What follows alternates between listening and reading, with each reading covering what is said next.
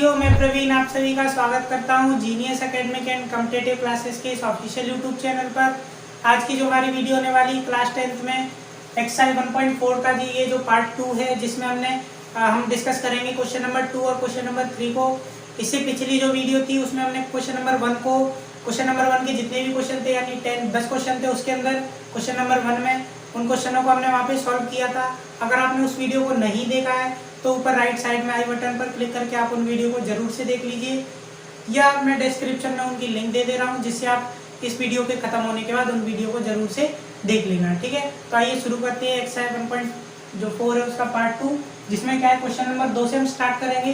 तो question number 2 है वो आपके क्वेश्चन नंबर 1 पर बेस्ड है, यानी कि जो क्वेश्चन नंबर 1 था उसी पे डिपेंड ये वाला क्वेश्चन है। तो पहले आप अगर नहीं देखा आपने क्वेश्चन नंबर 1 तो आप जरूर से उस क्वेश्चन को देख लेना। ठीक है, तो आइए क्वेश्चन नंबर 2 को देखते हैं। तो जो क्वेश्चन नंबर 2 है उसमें आपको कहा गया है कि ऊपर जो दी हुई संख्या है, ऊपर कौन सी संख्या जो क्वेश्चन नंबर 1 में दे रखी थी, ठीक है ना। तो ऊपर दी हुई संख्या में क्या करना है, उन संख्याओं के दशमलव प्रसार बताने जो कि कैसे है, शांत है। यानी कि जो आपके दशमलव प्रसार क्वेश्चन नंबर 1 में शांत थे, उनके दशमलव प्रसार हमें यहाँ पे दिखाने हैं। ठीक है, तो मैंने ऑलरेडी लिख रखी है। जो क्वेश्चन नंबर 1 थे उनमें ये सारी संख्या थी, ये सारी परिमेय संख्या थी जिनके जो दशमलव प्रसार थे वो कैसे थे, शांत थे। अब हमें उन्हें दिखाने भी है कि जो दशमलव प्रसार है वो क्या क्या है। ठीक है ना, तो हम आइए देखते किस तरीके से हम इन्हें करेंगे। यहाँ पे हमें क्या करना है कि बिना विभाजन की प्रक्रिया के करना है। अगर हमें विभाजन से करना होता तो हम डायरेक्ट भाग दे करके निकाल लेते, पर हमें बिना विभाजन के करना है तो वो किस तरीके से करेंगे, तो उस चीज को भी आप यहाँ पे देख लीजिए किस तरीके से उन क्वेश्चनों को भी हम यहाँ पे सॉल्व करेंगे। तो पहले हम क्वेश्चन नंबर 1 को मैं बता दे रहा हूँ, ठीक है ना। तो इसके लिए क्या होता है, आपको सबसे पहले क्या करना होता है कि जो आपका हर होगा यानी कि जो क्यू होगा उसको आपको क्या करना है, उनके अभाज्य गुणनखंड लिख लेंगे। ठीक है ना, तो जैसे मैं इसके अगर अभाज्य गुणनखंड लिखूं 3125 के, तो आपके क्या बनेंगे, वो बनेगा आपका कितना 13 बट्टे यानी कि ये कितना हो जाएगा 5 की घात 5। ठीक है, ये आपका कितना था 5 की घात 5 था। किस तरीके से आपने निकाला, यानी 5 गुणा 5 गुणा 5 के रूप में आएगा। या आप निकाल भी सकते हो, पिछले क्वेश्चन में मैंने ऑलरेडी बता दिया था, एक बार मैं और बता दे रहा हूँ। यानी कि 3125 के बाद गुणनखंड पता करने हैं, तो आप निकालेंगे इस तरीके से। तो देख सकते हैं 5 से जा रहा है कितनी बार, ये जा रहा है कि 625 बार, फिर 5 से जा रहा है कितने बार 125 बार, फिर आपके 5 से जा रहा है कितने बार, ये जा रहा है आपके 25 बार, फिर से 5 से जा रहा है 5 बार, और फिर से 5 से गया कितनी बार, एक बार। तो यहाँ पे हमने देखा 1 2 3 4 5, यानी 5 कितने बार, 5 बार, यानी 5 की घात कितना 5। तो यहाँ से हमने इसके अभाज्य गुणनखंड निकाल लिए। अब यहाँ पे हमें क्या करना होता है, यानी इनकी स्टेप क्या है, सबसे पहले हम इनके अभाज्य गुणनखंड निकालेंगे। फिर हमें क्या करना होगा कि जो n और m की जो वैल्यू है, यानी मैंने क्या लिखते थे 2 की घात n और 5 की घात m के रूप में लिखते हैं। तो यहाँ पे हमें क्या करना होगा, n और m की जो वैल्यू होगी वो किस बराबर लानी होती है। ठीक है ना, यानी n और m क्या करने होते हैं, बराबर करने होते हैं। तो यहाँ पे हम बराबर करना चाहें तो जैसे मैं देख पा रहा हूँ, यहाँ पे मैं देख पा रहा हूँ कि 2 की घात कितनी 0 है, ठीक है, जबकि 5 की घात कितनी है आपके 5 है। तो यहाँ पे हमें क्या करना होता है, जो भी मैक्सिमम वैल्यू, जैसे 5 की घात 5 है तो यहाँ पे भी हमें 5 की यानी 2 की घात कितनी करनी होगी, 5 करनी होगी। ठीक है, तो हम किस तरीके से करेंगे, तो हम क्या करेंगे, इसमें मैं क्या कर दे रहा हूँ, इसमें 2 की घात 5 से क्या कर दे रहा हूँ, गुणा कर दे रहा हूँ हर में। ठीक है, तो जब मैं अगर इसमें हर में गुणा कर रहा हूँ तो मुझे अंश में भी गुणा करना पड़ेगा। ठीक है ना, क्यों करना पड़ेगा, क्योंकि हम डायरेक्ट एक ही चीज में नहीं कर सकते हैं। आप देख सकते हो, इससे अगर मैं इसे कैंसिल कर दूं तो वापस से वो वैल्यू में मिल जाएगी। ठीक है ना, तो यानी हम इस तरीके से देख सकते हैं। अब मैं क्या करूंगा, इनके वैल्यू निकाल लेंगे हम सबसे पहले। जैसे कि मैं अगर बात करूं 13 गुणा 2 की घात 5 को हम क्या लिख सकते हैं, 32 लिख सकते हैं। यानी 2 गुणा, आप देख सकते हैं किस तरीके से 2 गुणा 2 गुणा 2 गुणा 2, यानी 2 की घात 5 को हम निकालना चाहे तो किस तरीके से निकाल सकते हो, आप इस तरीके से लिख लीजिए। यानी जो चीज पे घात जितनी है तो उसे उतनी बार रिपीट कर लेंगे। ठीक है ना, तो यहाँ पे मैं गुणा करना चाहूँ तो आप देख सकते हो 2 दूनी 4, दूनी 8, दूनी 16, दूनी 32, यानी 2 की घात 5 का मान कितना है 32। अब आप यहाँ पे देख पा रहे हो 2 की घात 5 भी, यानी 5 की घात भी 5 है और 2 की घात भी 5 है। तो जब भी क्या होता है कि घातें समान होती हैं तो जो आधार होते हैं उनके क्या हो, यानी गुणा का चिन्ह लगाए तो गुणा कर लेंगे। तो यानी मैं यहाँ पे लिख सकता हूँ 10 की घात कितनी 5। ठीक है, तो अब मैंने यहाँ पे देखा 10 की घात 5 हो गई। तो अब यहाँ पे आप देख पा रहे हो, अगर मैं इनका गुणा करूँ, अब हमें क्या करना होगा, इन दोनों का गुणा कर लेना है। तो जैसे मैं अगर 13 और 32 का गुणा करूँ, 13 और 32 का क्या कर लेंगे, हम गुणा कर लेंगे। तो आप देख सकते हो 3 दूनी 6, 3 एक 2 एक 2 गुणा 3 3 9, 3 एक 3। तो मैं यहाँ पे देख पा रहा हूँ कितना है 6 और ये कितना है 11, 11 की एक हासिल है यानी कि 416। ये आपका कितना है 416 आया, ठीक है ना। तो यहाँ पे इनका जो 13 और 32 का गुणा है वो कितना है 416 बटे ये कितना है 10 की घात 5 का मतलब क्या होता है, यानी किसी भी संख्या पे अगर घात चढ़ी होती, यानी अगर मैं यहाँ पे स्पेशली 10 की बात कर रहा हूँ, ठीक है ना, यानी कि अगर 10 पे घात कितनी होती है 2 होती है, तो उसका मतलब क्या होता है 100। अगर मैं बात करूँ 10 की घात 1 तो इसका मतलब क्या होगा 10। अगर मैं बात करूँ 10 की घात 3 तो इसका मतलब क्या होगा 1000। ये आपको ऑलरेडी पता होगा किस तरीके से निकाल सकते हैं, या आपको नहीं पता है तो आप इस तरीके से भी निकाल सकते हैं। कैसे 10 गुणा 10 गुणा 10, ठीक है। तो 10 दाम के 100, 100 दाम के कितने 1000, ठीक है ना। तो इस तरीके से निकाल सकते हैं। पर अगर बात करें अगर जब ज्यादा संख्या जैसे 5 को कैसे निकालें, तो यहाँ पे आप एक चीज देख पा लेंगे। जैसे मैं बात करूँ 10 की घात कितनी थी 1, तो कितना 0 है 1। अगर मैं बात करूँ घात 2 हो जाए तो कितना 0 लग जाएंगे 2। ऐसी 3 घात होगी तो 3 0 लग जाएंगे। तो इसी तरीके से अगर मैं 5 की बात करूँ 10 की घात 5 है तो कितने 0 लगेंगे 5 0 लग जाएंगे 4 5, ठीक है। अब एक चीज आपको पता होगी, जैसे कि मैं अगर बात करूँ अगर मैं 3 में भाग दूं 10 से तो कितना आएगा 0.3 यानी 0.3। अगर मैं इसी जगह 100 से भाग देता तो कितना हो जाता आपका 0.3। इसी जगह अगर 1000 से भाग देता तो 0.03। ये आप किस तरीके से डायरेक्ट बता सकते हैं यानी आपको देखना होता है कि कितने जीरो हैं, जितने जीरो उतने अंक बाद क्या लगा लेंगे हम दशमलव लगा लेंगे। यानी 3 जीरो थे तो 3 अंक हम यहाँ से गिन लेंगे। अगर अंक हमारे पास कम पड़ते हैं तो हम अपनी तरफ से जीरो उनमें ऐड कर लेते। तो इसी तरीके से मैं यहाँ पे अगर देखना चाहूँ तो 416 है, कितने अंक बाद दशमलव लगाना 1 2 3 4 5 बार। तो यहाँ पे 3 अंक हमें दे रखे हैं, 2 अंक हमें और चाहिए, तो 2 अंक हम क्या लगा लेंगे अपनी तरफ से जीरो। तो इसका जो आंसर होगा वो क्या हो जाएगा 0 कितना 0.0416, ठीक है ना। यानी 5 अंक बाद दशमलव लगाना तो 1 2 3 4 5, 5 अंक हो गए, 5 अंक बाद दशमलव ये लग गया। तो इस तरीके से ये आपका क्या हो जाएगा आंसर हो जाएगा। तो इस तरीके से आप निकाल सकते हैं। आइए हम इसी तरीके से जो क्वेश्चन नंबर 2 है उसे भी देखते हैं। तो जो क्वेश्चन नंबर 2 में दे रखा है उसमें आपको क्या दे रखा है 17/8 को पता करना है। तो उसी तरीके से हम करेंगे, हम इनके क्या निकालेंगे हर के अभाज्य गुणनखंड, ठीक है। तो इसे आप क्या लिख सकते हैं 2 यानी 8 को क्या लिख सकते हैं 2 की घात 3, ठीक है ना। इस तरीके से आप निकाल नहीं सकते, यानी इसके अभाज्य गुणनखंड क्या निकलते हैं 2 गुणा 2 गुणा 2 यानी 2 की घात कितनी हो जाएंगी 3। या मैं एक स्टेप और बढ़ा दे रहा हूँ, इसे हम क्या लिख सकते हैं 17 कितना 2 की घात 3। तो हमें यहाँ पे 2 की घात 3 तो है, हमें क्या चाहिए यानी कि जितनी 2 यानी कि n और m की वैल्यू बराबर करनी है, तो यानी हमें 5 पे भी कितनी घात चढ़ानी होगी 3। तो 5 पे अगर हर में हमने 5 की घात 3 का गुणा किया है तो हमें अंश में भी इतने का ही गुणा करना पड़ेगा। तो अब हम यहाँ पे देख पा रहे हैं 17 गुणा 5 की घात 3 का मान कितना होता है, तो आप देख सकते हो 25 पंजे 125 बटे ये कितना हो जाएगा आपके 10 की घात 3। तो आपको यहाँ पे क्या करना है इन दोनों का आपस में गुणा कर लेना है।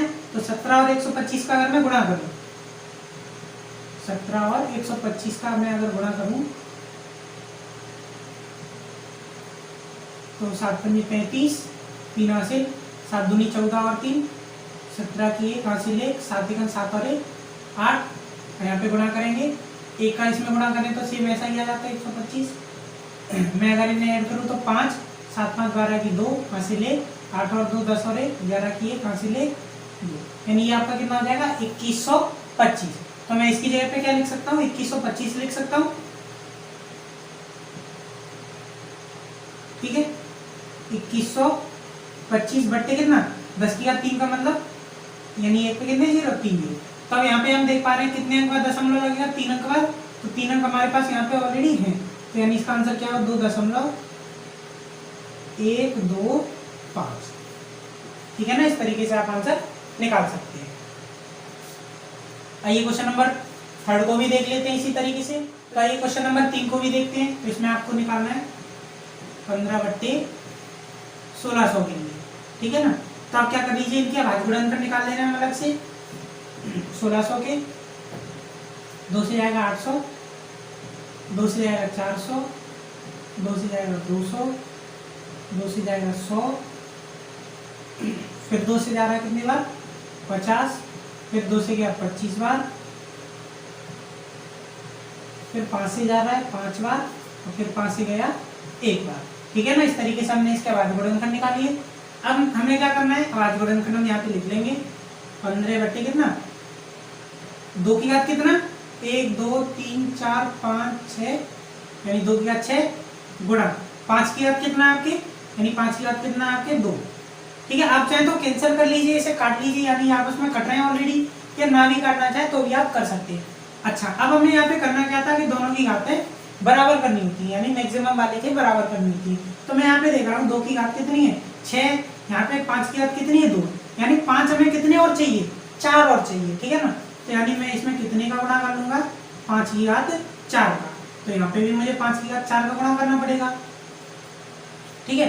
तो यहाँ पे मैं देख पा रहा हूँ 15 गुणा 5 की घात 4 का मान कितना होता है, तो 5 की घात 4 का मान होता है आपके 625, ठीक है। ये आप गुणा करके निकाल भी सकते हैं 5 गुणा 5, ये आप यहाँ पे भी देख सकते हो, सॉरी 5 गुणा 5 गुणा 5 गुणा 5, ठीक है। तो 55 25 25 पंजे 125 पंजे 625, ठीक है ना।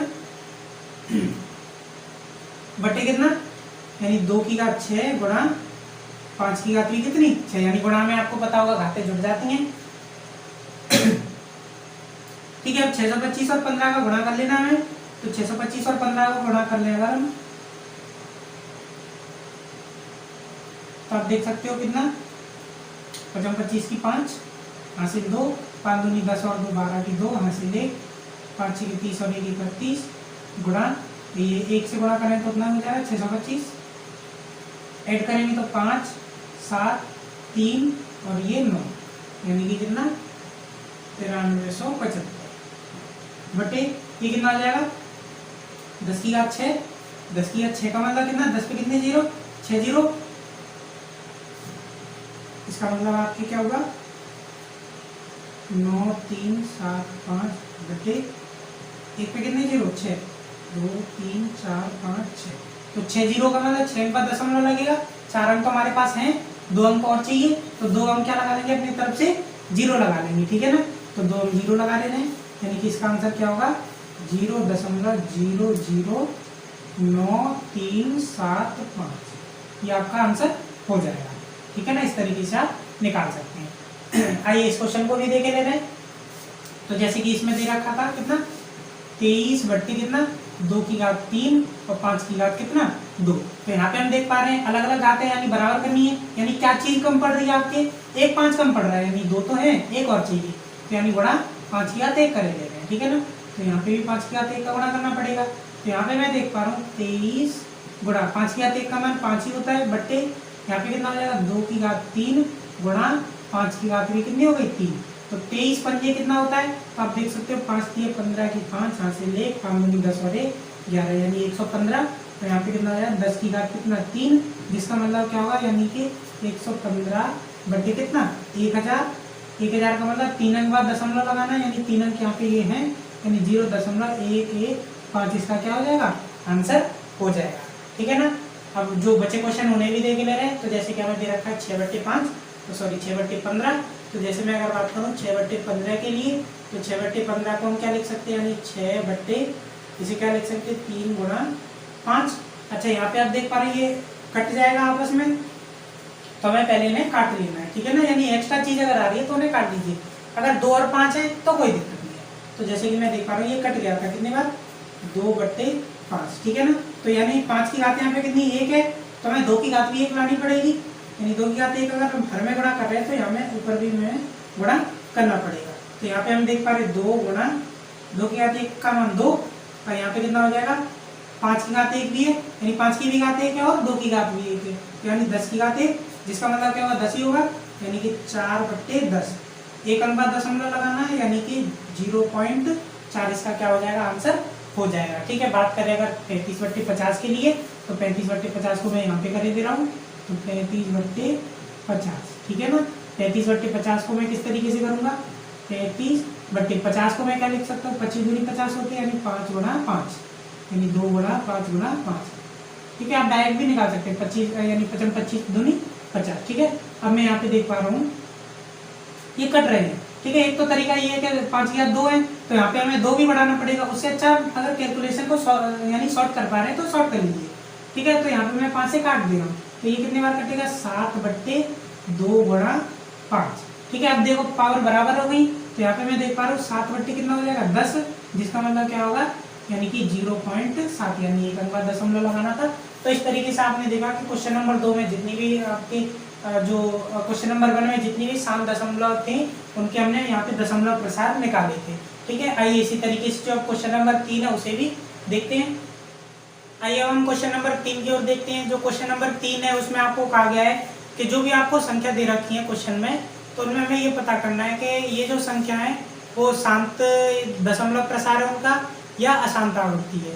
ठीक है। अगर वो संख्या शांत है तो जो उनके जो Q है, यानी जो P/Q के रूप में अगर हम उन्हें लिख सकते हैं, तो जो Q है उसके बारे में हमें बताना है कुछ। ठीक है। तो आइए देखते हैं किस तरीके से इन क्वेश्चनों को हम करेंगे।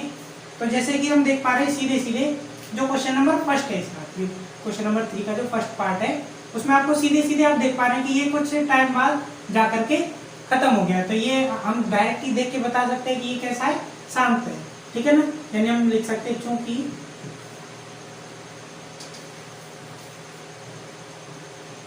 दी गई परिमेय संख्या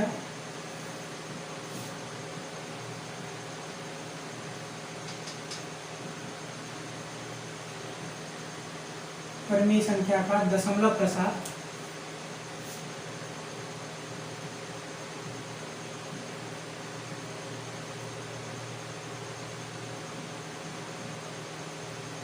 कैसा है, शांत है। देखिए आप पता कर सकते हैं, यानी कुछ टाइम बाद जाके खत्म हो गया। तो ये कैसा है, दशमलव प्रसार इसका कैसा है, शांत है। इसलिए इसे P/Q के रूप में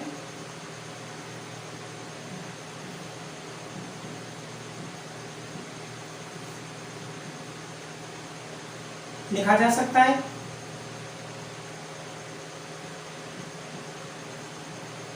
ठीक है ना। यानी कि ये हम देख पा रहे हैं कि ये जो संख्या है ये कैसी, इसका दशमलव प्रसार शांत है, तो इसे हम P/Q के रूप में लिख सकते हैं। अच्छा, हमने एक चीज अभी पिछले क्वेश्चन में सीखी थी, अगर कोई संख्या को हम P/Q के रूप में, यानी कि कोई भी संख्या अगर दशमलव प्रसार उसका शांत है, तो जो Q होगा उसके जो अभाज्य गुणनखंड होगा उसे हम किस रूप में लिख सकते हैं, जहां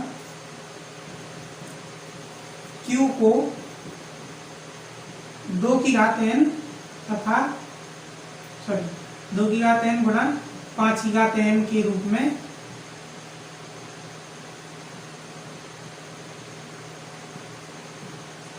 लिखा जा सकता है।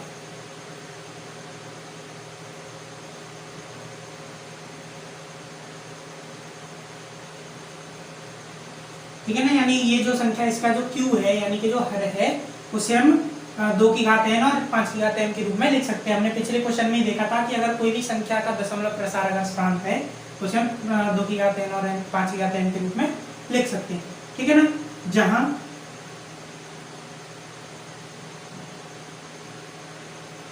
जो n और m है, n तथा m क्या है,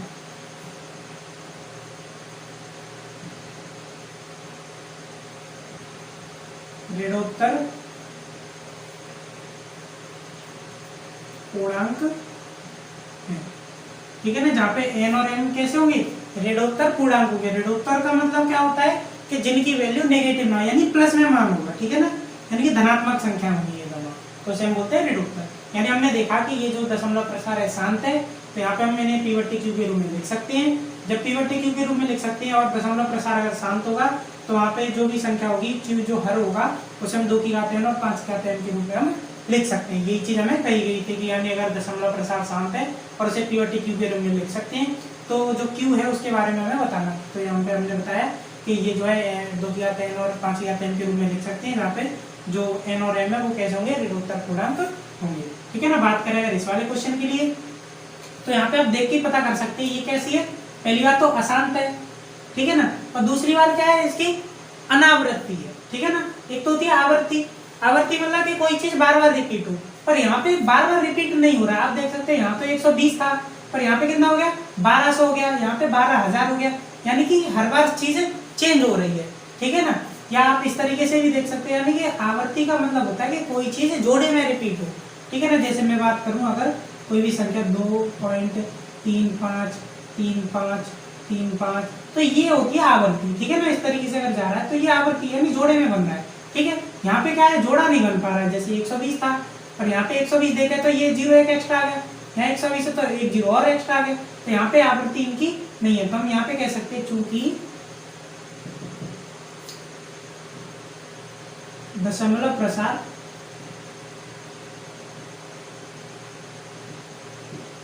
कैसा है, अशांत आवर्ती, अनावर्ती, ठीक है ना।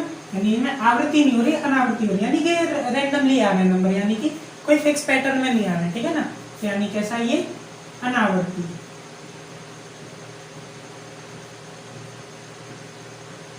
ठीक है, या अन्य आवर्ती अलग अलग भी आप लिख सकते हैं। तो ये इनका जो दशमलव प्रसार है वो कैसा है, अनावर्ती है,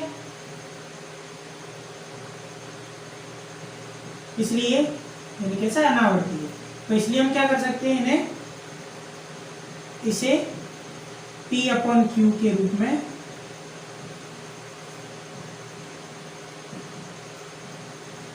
नहीं लिखा जा सकता है,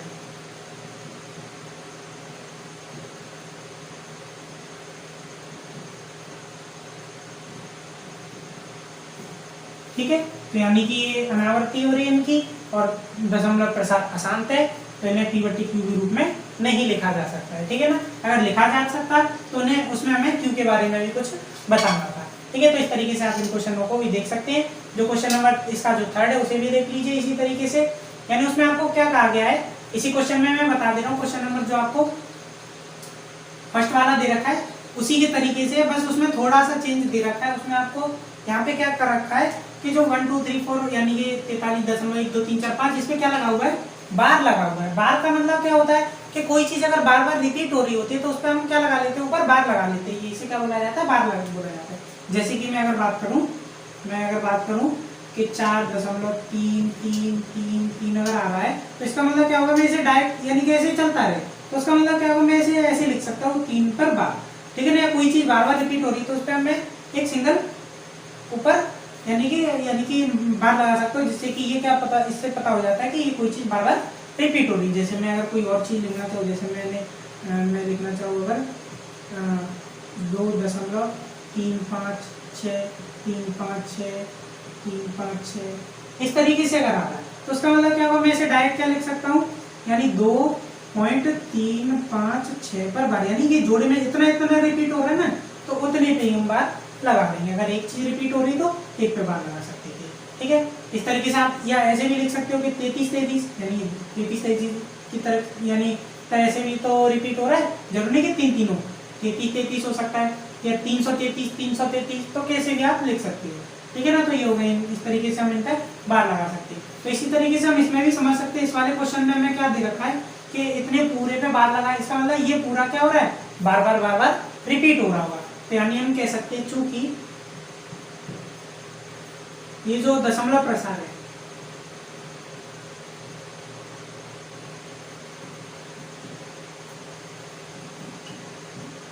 ये जो दशमलव प्रसार है वो कैसा है, अशांत है।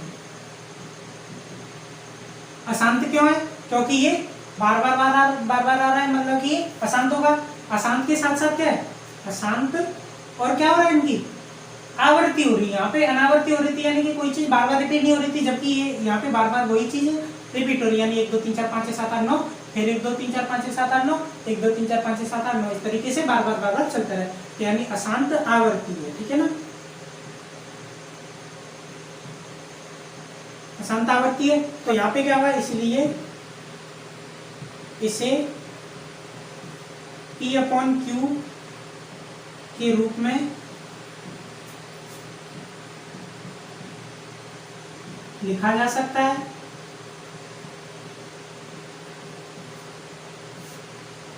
अच्छा, क्यों लिखा जा सकता है, जैसे कि हमने पिछले क्वेश्चन देखे थे, यानी कि अशांत आवृत्ति वाले भी कुछ क्या हो रहे थे, परिमेय संख्या थी, ठीक है ना। बस उसमें क्या था कि दो, उन्हें क्या लिखा जा सकता है, लेकिन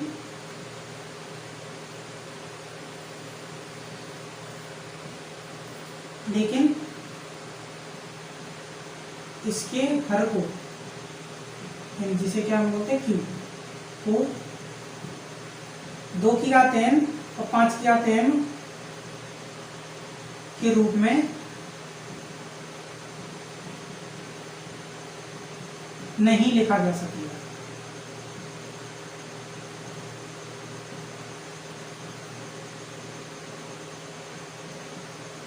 ठीक है ना, यानी कि क्या होता है कि कुछ अशांत आवृत्ति के भी होते हैं पर उन्हें p बटे क्यू के रूप में तो लिख सकते हैं, बस 2 की घात n और 5 की घात m के रूप में नहीं लिख सकते। जैसे कि हमने पढ़ा था ना 200 यानी कि 77 बट्टे 210, ठीक है ना। तो वैसे तो ये 7 से कट गया था, यानी कि 11 बट्टे कितना था 30।